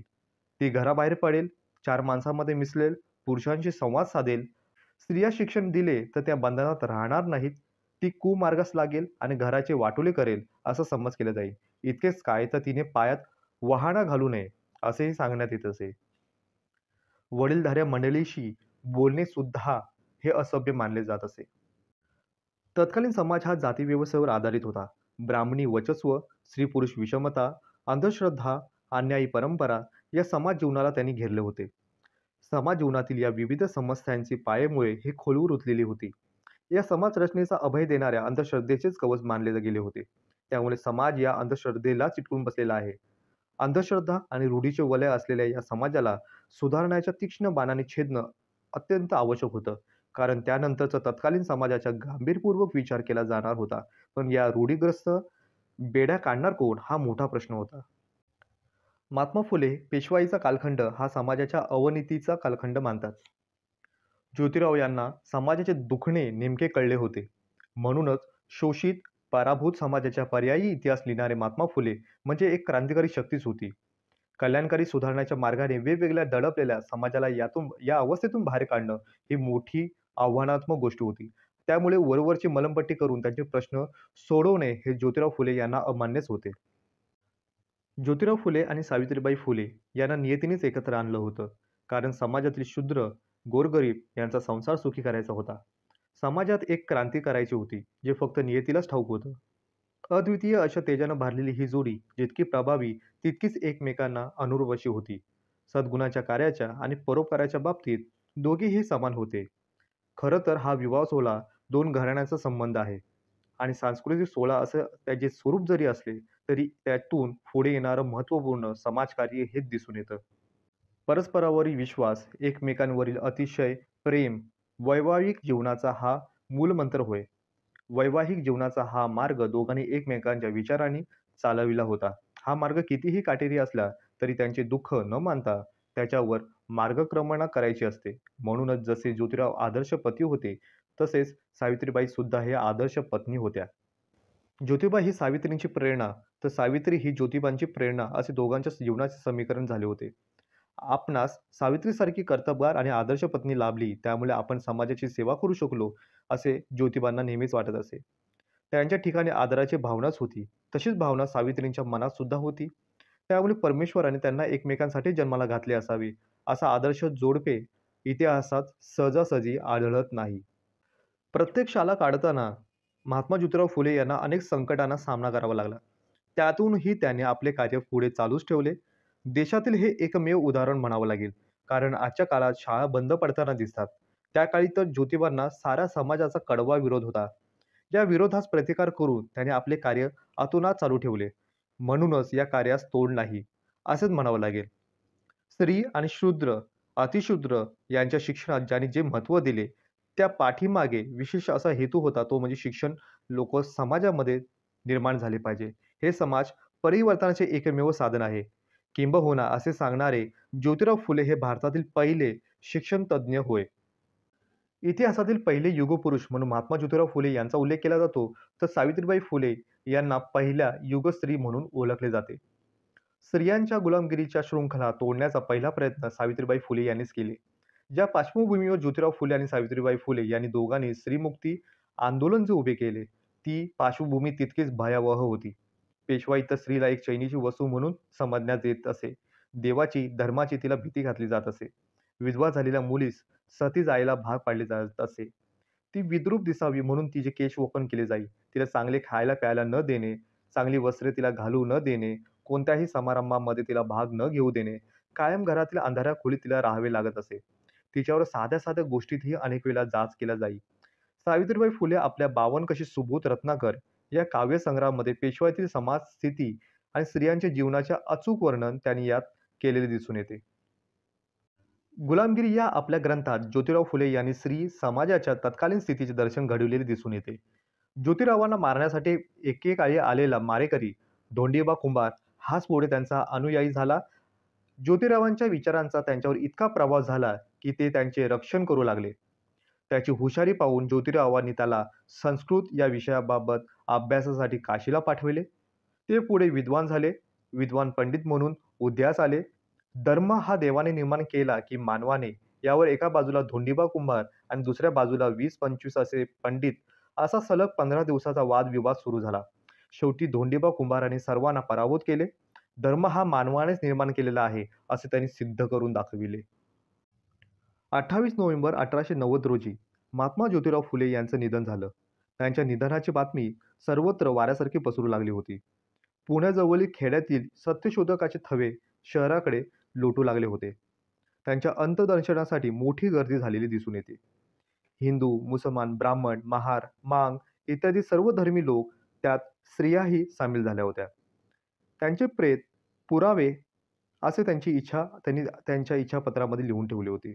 पण त्यांचे शव हे चितेवर गेले. 1890 साली ज्योतिरावांचे दुःखद निधन झाल्याच्या नंतर त्यांच्या प्रचंड कार्याचे नेतृत्व कोणी करावे हा प्रश्न त्यांच्या समोर उभा होता. कारण ज्योतिरावांच्या जाण्याने एकूणच विविध कार्यामध्ये एक पोकळी निर्माण झाली होती. सावित्रीबाईंना पतिवियोग म्हणजे दुःखाचा डोंगर होताच, परंतु तशाही परिस्थितीत त्या सावरल्या. सर्व दुःख घेऊन त्या न डगमगता धैर्याने पुन्हा कामास लागल्या. सत्यशोधक समाजाच्या कार्यकर्त्याच्या सहकार्याने त्यांनी ज्योतिरावांचे समाजकार्य अतोनात चालू ठेवले. त्यांचे कार्य तसे पुढे चालू ठेवणे हेच त्यांचे पुण्यस्मरण आहे, असे त्यांनी मानले. त्यांच्या समाजकार्याच्या रथाची चाके स्वतःहून समाजकार्याला रथ त्या शेवटपर्यंत ओढत राहिल्या. 1890 ते 1897 या 7 वर्षाच्या कालखंडात सत्यशोधक समाज आणि इतर संस्था आणि कार्यक्रम सावित्रीबाईंच्या नेतृत्वापुढे पुढे जात राहिले. 19व्या शतकातील एकूणच समाजव्यवस्था आणि स्त्री-शूद्रांचे जीवन परिस्थितीचे अवलोकन केल्यानंतर माणूस म्हणून जगण्याचा अधिकारच नव्हता, असेच म्हणावे लागेल. त्यांचे हाल कुत्र्या-मांजरांपेक्षाही वाईट होते. त्यांची सावली ही अशुभ मानली जाई. अशा परिस्थितीत ज्योतिराव फुले आणि सावित्रीबाई फुले यांचे कार्य म्हणजे माणसाला माणूसपण देण्याचे एक महान कार्य मानले जाते. आज इतक्या वर्षानंतरही त्यांच्या कार्याचे श्रेष्ठत्व प्रत्येक क्षणाला जाणवते. महात्मा फुले यांनी म्हटल्यानुसार, निर्मिकाने माणसामध्ये भेदभाव करून माणसाला जन्माला घातले नाही. भेदभेद माणसाने निर्माण केलेले आहेत. त्यांच्या या विचारांची सत्यता आजच्या काळातही तितकीच प्रकर्षाने जाणवते. म्हणून त्यांचे विचार अनमोल आणि आजही जिवंत वाटतात. सावित्रीबाई हे व्यक्तिमत्व घडवण्यामध्ये ज्योतिरावांनी वेळोवेळी केलेले मार्गदर्शन महत्त्वाचे ठरते. ज्योतिबा हे सावित्रीचे प्रेरणास्थान होते. सावित्री ज्योतिबांचे कार्य नित्य पाहत होते. त्यांच्या सामाजिक कार्यात सहधर्मचारिणी या नात्याने काहीतरी हातभार लावला पाहिजे आणि ही जाणीव त्यांना सतत असे. म्हणूनच सावित्रीबाईंच्या विचारावर ज्योतिरावांचा प्रभाव दिसूनच येतो. महात्मा फुले यांच्या निधनसमयी सावित्रीबाई फुले हे त्यांच्या जवळ होत्या. तो दिवस म्हणजे 28 नोव्हेंबर 1890. त्यांच्या निधनापूर्वी त्यांनी मृत्यूपत्रात आपले दहन न करता आपल्याला मिठात घालून पुरावे अशी इच्छा त्यांनी व्यक्त केली होती. त्यासाठी घरामागच्या जागेत एक खड्डाही खणून ठेवला होता. परंतु नगरपालिकेच्या अधिकाऱ्याने निवासी जागेत दफन करण्याची परवानगी न दिल्याने नाईलाजाने ज्योतिरावांवर अग्निसंस्कार करावे लागले. अंत्ययात्रेसमयी जे टिटवे धरावे लागते तो वारसा हक्क मिळत असल्याने ज्योतिरावांचे पुतणे आडवे आले. त्यांनी यशवंताला विरोध केला. त्यावेळी सावित्रीबाई धैर्याने पुढे आल्या. त्यांनी स्वतः टिटवे धरले. अंत्ययात्रेत त्या अग्रभागी चालल्या. त्यांनी स्वतःच्या हाताने ज्योतिराव फुले यांच्या पार्थिवाला अग्नी दिली. भारताच्या हजारो वर्षाच्या इतिहासामध्ये एका स्त्रीने तेही आपल्या पतीच्या चितेला अग्नी देण्याचा हा पहिला प्रसंग होता. सावित्रीबाईंचे काळीज हे फाटून गेले होते. ज्याच्याबरोबर इतकी वर्ष संसार केला आणि जो प्राणप्रिय होता तोच व्यक्ती सोडून गेला होता. अशावेळी त्यांच्यासमोर दुःखाचा मोठा डोंगर कोसळला होता. हा दुःखाचा डोंगर सहन करणं, हा पचवणं खूपच अवघड आणि असहनीय अशी गोष्ट होती. अशा या थोर मातेला त्यांच्या समोर नतमस्तक व्हावंसच वाटतं. महात्मा फुले यांच्या निधनानंतर त्यांच्या संपूर्ण कार्याची धुरा सावित्रीबाई यांनी सांभाळली. आपल्या स्वतःच्या उदरनिर्वाहाची काळजी न करता त्यांनी गोरगरिबांच्या सेवेत स्वतःला वाहून घेतले. हे काम तितके सोपे नव्हते, कारण मुळातच समाजातील असलेला प्रखर विरोध, पैशाची चणचण आणि एक विधवा असूनही खंबीरपणे काम करत राहणं ही मोठी एक दुसरी गोष्ट नाही. म्हणून सारा समाज आजही त्यांचा ऋणी आहे. महात्मा ज्योतिराव फुले आणि सावित्रीबाई फुले यांच्या बाबतीत असे झालं, की समाजामध्ये ते जोपर्यंत जिवंत होते, तोपर्यंत समाजाकडून त्यांना नेहमीच त्रासच झाला. समाजाकडून त्यांना छळ सहन करावे लागले. मात्र त्यांच्या कार्यांचा ब्रिटिश सरकारने त्यांचा गौरव केला, पण आपल्या समाजाच्या प्रेमास ते वंचित राहिले. महात्मा ज्योतिराव फुले आणि सावित्रीबाई फुले यांचा आदर्श समाजापुढे आहे. आज महाराष्ट्रातील समाज नव्हे तर स्त्रिया शिक्षण घेऊन प्रगतीपथावर आहेत. सावित्रीबाईंचा हा थोर वारसा पुढे असा जपायला हवा. त्यांनी केलेल्या कार्यामुळे अनेकांचे जीवन सुधारणे आणि एक यशस्वी जीवन जगणे हे त्यांना यश सापडले. म्हणून या समाजामध्ये शतकानुशतके आपण त्यांचे ऋणी आहोत. महात्मा ज्योतिराव फुले हे भारतातील आधुनिक समताप्रधान समाज निर्मितीचे ध्येयवादाचे प्रवर्ते होते. गरिबांचे प्रश्न त्यांनी मोठ्या कळकळीने समाजापुढे मांडले.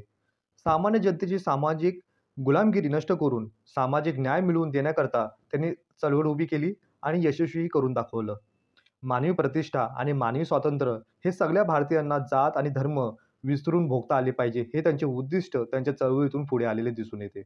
समाजामध्ये हिंदू, मुस्लिम, ख्रिश्चन, ज्यू, निधर्मी हे सर्वांनी एकत्र येऊन नातेवाईकांसारखे समाजामध्ये सौख्य नांदावे हेच त्यांचा आग्रह होता. कोणत्याही सामाजिक गुलामगिरी परिवर्तनाची चळवळ समतावादाच्या कल्पनेने झपाटलेली असावी लागते. आपल्या ध्येयपूर्तीसाठी ज्योतिरावांनी सारे सुखे त्यांच्या मानाची स्थाने नाकारली. नवी जडणघडण करून पाहणारे समाज निर्माणकर्ते ज्योतिराव फुले हे महापुरुष भारताला लाभले. महात्मा ज्योतिराव फुले यांच्या जीवनातली विशेष गोष्ट म्हणजे त्यांची पत्नी सावित्रीबाई फुले हे त्यांच्या सहकार्यात सहभागी राहिल्या. सामाजिक समता, बुद्धिप्रामाण्यवाद आणि मानवी एकता या आधुनिक विश्व मानवी समाजाला एकरूपता देण्याचा मूल्यांचा महामेरू म्हणजे महात्मा ज्योतिराव फुले आणि त्यांच्या पत्नी सावित्रीबाई फुले होय. अशा या महान युगपुरुष महात्मा ज्योतिराव फुले आणि त्यांच्या पत्नी म्हणजे युगस्त्री सावित्रीबाई फुले यांच्या कार्यांचा, त्यांच्या त्यागांचा आपण आजन्मी ऋणी आहोत. आजच्या भागामध्ये महात्मा ज्योतिराव फुले आणि त्यांच्या पत्नी सावित्रीबाई फुले यांची यशोगाथा सांगून समाजात त्यांच्या अपार त्यागाची गुणगौरव आपण करत आहोत. आजच्या भागामध्ये इतकंच. भेटूया पुढील भागामध्ये. धन्यवाद.